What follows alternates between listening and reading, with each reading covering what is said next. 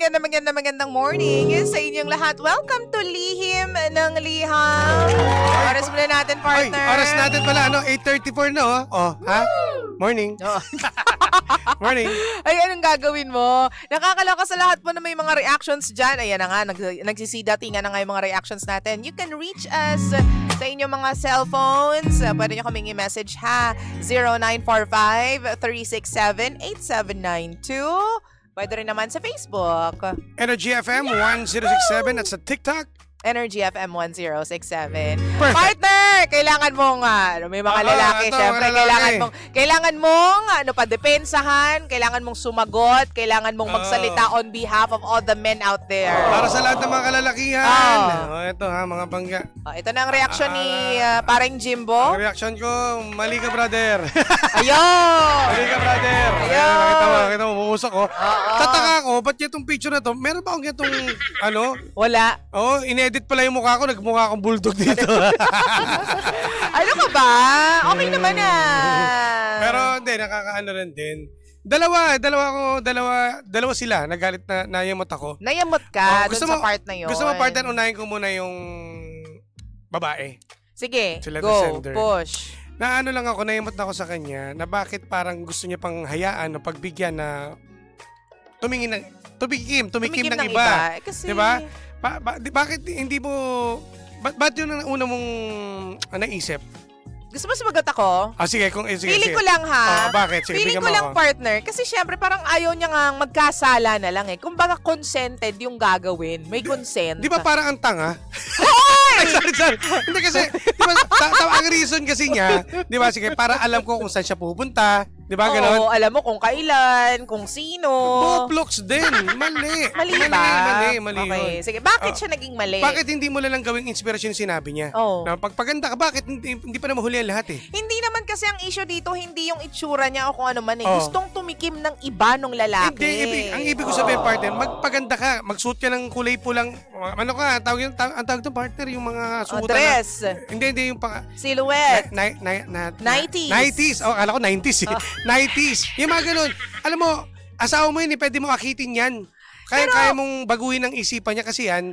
Nakikita niya kasi na ikaw, di ba? Sabi mo na, ikaw sa'yo na rin ang galing. Oo. Nakalimutan mo na mag-ayos. Nung dati nung college ka, napaka-sexy mo, ang puti-puti mo. Pwede mo pa namang gawin yun, di pa na mahuli ang lahat. Alam mo, feeling ko, partner ha, sa akin lang naman to. Hindi ito issue ng kung nag-aayos ang babae o hindi, mataba na ba siya o hindi, o hindi na ba siya confident sa sarili niya. Ang issue na ito ay gustong tumikim ng ibang putahe ng lalaki. Hindi ko alam dahil siguro bored na siya sa pagiging married niya. Alam mo, bored na siya sa buhay niya. Ang nakita ko, kaya naisip ng lalaki yun, kasi nakikita niya yung asawa niya na ganun lang. Grabe ka naman. Hindi, ibig sabihin Well, ko, may point. ibig sabihin ko Malay mo naman. nawawala na yung pag-aayos. Alam mo, isa sa dahilan din yan eh. Kung bakit gustong tumikim ng iba ng mga may asawa na. Ganon? Kasi di ba, nakita mo, parang balde yung katawan. Hoy! Bastos ka! Ay, sorry. Parang, yun yung reason kung bakit, yun yung isa sa dahilan din naman talaga. Kaya siya gustong tumingin na iba. Gusto niya sexy, malamang. Hindi ba dahil hindi lang talaga kayo makale? Dahil ang mga lalaki naturally, yan eh, yung kumbaga mahilig kayong mag-explore, mahilig kayong mag-flirt sa mga babae. Nasa nature nyo yan eh, mga lalaki. Polygamous kayo eh. Pwedeng siguro pwedeng for the boys na parang ibig ko sabihin, lalabas lang para makanood lang ng mga may sumasayaw. Normal yan para sa mga lalaki yan. Normal yan. Kayo nga mga babae, nanonood na rin kayo ng mga lalaki sumasayaw eh. Hindi lahat Hindi nga. Hoy! Excuse me, hindi lahat. Parang ganun din. Para lang may makita lang ng mga hindi rin lahat, siguro. Pero yung usapan tikim, teka lang, pigilan mo yan. Kaya ikaw ate, wag mong hayaan. Kasi ikaw, lalo mo pang pinalakas. Loko rin eh. Mas lalo mo pinalakas yung loob ng asawa mo na, sige, tumikim mo na sa iba. Hindi para niya pa naman pinapayagan. Naisip niya lang, what if nga daw? Once na naisip niya yan, pwede niya sabihin kagad. Pwede niyang gawin. Pwede niyang gawin. Ngayon, si lalaki naman, boplox din.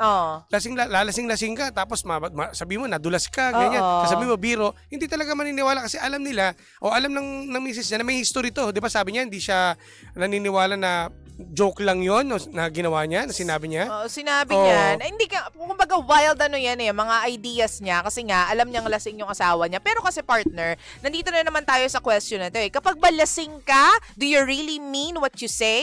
Or tulak lang ng intoxication dala ng alak? Dalawa, kasi Bilang manginginom. bilang manginginom, kasi hindi na matagal na akong pahinga, 2 months na. 2 months Dahil na. sa mga iniinom niyang maintenance. Ang masasabi ko lang doon, una, kapag ikaw nalalasing, masyado kang Malakas ang loob. Hindi, marami ka na-imagine. Oh. Lalo na kapag wala kang, kung di sila madalas mag-chorba. Ah. Di ba? May mga ganon. Kaya nag-i-imagine siya, napapanood, nakikita. Okay. Kaya di ba mga lalaki nanonood ng TikTok, di ba? Madaming mga chicks na nagsasayaw-sayaw. Tapos, yung pangalawa naman, na ano lang yun, kumbaga lasing lang. Nasabi niya lang, biro lang, may ganon. Pwedeng biro Pwedeng lang. Pero, pwedeng totoo din. Pwedeng biro lang kasi yun ang nakikita niya sa mga napapanood niya, parang gusto kong tumigim. So parang biro lang na pasabi doon sa misis niya. Nabanggit lang. Nabanggit lang. O yung isa na, yung sinasabi ko isa nga, na pwede rin. Pwedeng totoo. Na gusto pwedeng niya nga totoo. tumikim talaga. Yes, oo. Pero alam mo ko, naniniwala ako na, sige, feeling ko, ito lang ako kung ako sa akin mangyayari yan, mahirap masakit pala kapag nilagay ko yung sarili ko sa ganyan. Sige, anong gagawin mo? Sige, ikaw. Kung Siyempre ikaw nasa sitwasyon. normal naman na magiging reaction niya ng babae. Magagalit ka, magsi-self-pity ka kasi alam mo nga na may Yan. dahilan kung bakit ka nagkakaganyan Yan yung iniintay kong sagot mo, Mare. Bakit? Kasi, mali yung sagot kasi neto ni iba yung solusyon niya ni letter sender. Gusto niya, di ba? What if pagbigyan ko siya? Hindi naman, hindi ako mapupunta sa ganyang diba? momento. Sakalin ko na lang siya. Iba yung ano niya. Charot. Mali rin yung decision niya na gano'n ang gagawin solusyon. Hindi. Hindi, feeling ko kasi partner, ano na siya kumbaga, ang dami niya nang Na-stress nai-imagine sa na-stress isip na niya sa mga ilang beses ba nangyari yun? Baka Isa pa lang naman. Isa pa lang pala. Sa pangalawang pagkakataon nalasing at gano'n rin sinabi, totoo na yun. Oo. Una Ito na nga baka yung biro sasabihin lang ko. While it's very hard na mapunta sa shoes mo, ate, because I can only Yes, imagine yung pain at saka yung nararamdaman niya, yung tipong magsi-self-pity ka nga, maawa ka sa sarili mo. Because alam mo kung anong itsura mo before, tapos yung mga pagbabago because Yes. of the hirap ng buhay, and samahan mo pa ng pagod sa mga anak, iba talaga yung effect niyan sa babae. Tama Or iba naman. talaga yung effect niyan sa ganda ng babae. Emotional yan talaga pagdating sa mga bagay na babalikan niya. Oo, pero ito na nga yung sinasabi namin ni Jimbo. Isa pa lang yan. Oo, sa Sige, best pa lang benefit of the doubt, Mare. Isipin na lang natin na dahil lang siguro yan sa alak, dahil lang siguro sa pagkalasing niya, kaya niya nasabi yan. Oo. Kasi hindi natin alam Yes, kung oo. gusto niya ba talagang gawin yun or dahil lang O sa... nagbibiro lang siya, o nagbibiro lang. Nagbibiro lang, nabanggit lang. Oo. Pero kapag nagkaroon na ng pattern, halimbawa, nangyari na, may pang mangalawang beses, kahit Ayan. hindi yung same na pangyayari Oo. yung tipong makita mo na may mga conversation, Ayan. puro babae yung nilalike, yan, puro yan. mga Oo, tama. katawan ng babae yung nakikita mong nilalike sa social media. Tapos ito pa, meron pang isang dyan, tips sa'yo ate ha. Pag halimbawa nagulat ka na lang na wala na siyang suot na brief. Ha? Pag umuwi, wala na suot na brief. Minsan may ganun. Or pag umuwi, tapos masyadong mabango. Hindi, pwede naman kasi ang mga lalaki mahilig na rin sa mga pabango ng babae. Hindi yun hindi na yun yung... Suot na brief? Di ba, minsan may ganun. O kaya, may mga... Ang tawag dun, Kiss partner? marks. O, kiss marks. Sa Tagalog ay... Chikinini. Oo, yan. Oo. Kaya medyo magtaka ka na. Oo. Yun. Ako feeling ko kapag umuwi siya na madalas, napapadalas yung pagiging fresh niya sa pag-uwi. May mga Fresh? ganyan. Bakit pag fresh? Bakit? Alam mo, yung parang bagong ligo, umuwi ka galing trabaho, tapos parang bagong ligo ka. Baka naman siguro nadaan lang sa car wash. Car wash! O kaya, napapadalas yung Eto, naku, sinasabi ko Sige, sa'yo. bigyan mo ako Eto, idea. yung napapadalas yung pagbili ng bagong brief. Bagong bakit? Yung papasyan ba yun? Pasyan ba yun? Basihan niya, ay naku, makakatak. Talaga? Sinasabi ko sa'yo, Jim, tatampalin ko yung mukha mo. Bakit Huwag kang nagpapanggap, Jim. Bigyan mo ako ng dahilan. Bakit? Huwag kang nagpapanggap. Ginagawa to ng mga lalaki kapag nanloloko kayo ng babae, kapag meron kayong kinikitang iba, kapag meron kayong, naku, May sinasabi ko bagong sa'yo. brief? Kapag napapadalas yung bili niya ng bagong brief o bagong damit. Takot mapahiya kasi baka bacon is. Siyempre! Talaga? Mali ka doon. Hindi rin mabasihan. Old school na yan. Old school na yun. Old school na yun. Wala na yun. Basta na lang. Ito bigyan ko lang hindi na nakukuha sa pabango yan. Hindi na nakukuha kung mabango siya. May Minsan babae. kahit mapanghot din yung lalaki, Oo. pinapatulan din ng iba. Diba? Magulat ka kapag di ba, ang asawa mo ay laging mabango, umuwi ng mabantot. Yan! Ano ba yun? Eh, yun lang ang ibig sabihin, nagloloko yun. Pag ganun. Nang mabantot. Oo. Sino naman uuwi gusto mabantot Eh, siya? di ba nga galing ng rambulan eh. Oo. Di ba uwi siya ng, alam Siyempre naman. para hindi mahalata. Ganun. Yun ang mga style ngayon. Kasi sa mga babae, kapag isang babae, syempre, basic na to eh. Umalis ng bahay, hindi basa yung buhok. All made up. Tapos pag uwi, bagong ligo yung itsura. Tapos basa yung buhok. Alam mo na, may naganap. May ganun din pala kayo, ha? May ganun din yung mga babae. Ano ka ba naman? Sige, at least meron tayong idea, mga pangga, Hindi, pero yun na nga. Kapag nakakita ka na ng pattern, isa na yan. Di ba? Ibigay mo muna sa kanya yan. Malamang, nalasing lang, ganyan. Kapag nagkaroon na ng pattern, may mga nilalike, may mga kausap, nagtatago na ng cellphone, biglang nawawala, umaalis, hindi mo alam kung nasaan, hindi sumasagot sa mga tawag mo kapag nasa labas. Hindi rason yun, ha? Partner, kontra kita. Malam mo kung may ka-meeting. Hindi sumasagot totally. Nasa simbahan. Pero kung hindi, depende sa oras kung paano mo siya tawagan. O kung tatawagan mo siya 10 oras ng gabi, Hindi, ba't nasaan ka ng 10 oras ng gabi? Bakit ka kailangan tawagan? Ba't wala ka pa sa bahay Malay mo, tulog na, nakakatulog sa kumpare. Bakit ka natulog kay kumpare? Anong meron? Naginuman, nalasing. Alam mo pa, uwi mo, maaksidente, kasalanan mo pa. Di ba? Alam mo yung mga palusot mo, Jimbo? Sanay na sanay ka. Bakit hindi sila... Aray mo! Nakakaloka ka. Pero alam mo yun nga, yung pattern, yun yung dapat mo bantayan dyan. Kasi kapag pumattern na yan, mare, alam mo na, may masusundan, may mangyayari talaga. At ito sa akin, partner, isa lang masasabi ko. Magpaganda ka, hindi pa huli ang lahat. Para hindi na ganyan magbiro man yan, o totohanin man yan, Ay, naku. na tumikim siya sa iba, ikaw, pagandahin mo sarili mo, hindi pa huli lahat. Naku, sinasabi ko, Lagi kang Jimbo, At tingnan mo si Maring Lindsay, ang lalaki, maganda o pangit ang babae, kapag manloloko yan. Hindi. Isa na lang, mas maganda gawin Hello? mo. Hindi na ako sa ganda. Sa ganda, ha? Sige, sa sexy. Galingan mo. Nico Natividad is waving. Ano ka? Dapat mag-aral ka mag-karaoke. Uy, mali! Kasi may kilala ko, tropa natin dito eh. Si Mako, tingnan mo. Hoy! Magaling kumanta yan. Wag mo dinadamay si Max. Magaling si Max. Magaling yan. Nanalo nga yan sa video karaoke pala. Oo, kaya nanalo magaling nga yan. yun na Kaya nakaraan. tingnan mo, di ba, lagi siya hinahanap-hanap. Choosy na nga ngayon yun eh. Ayaw niya na may karelasyon ngayon.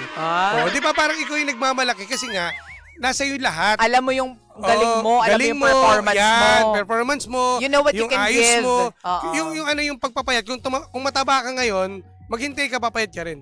Bakit hindi naman basehan ng ang dami ng magaganda ngayon kahit medyo chubby sila, ha? Yung kasi, di ba, biroan ng mga magjowa o mag-asawa na taba mo na, papayat ka nga. Di ba, yung kadalasan ganun sinasabi. Kahit na mataba, Pero at least maganda naman. Patunayan mo na bouncing baby ka pa rin.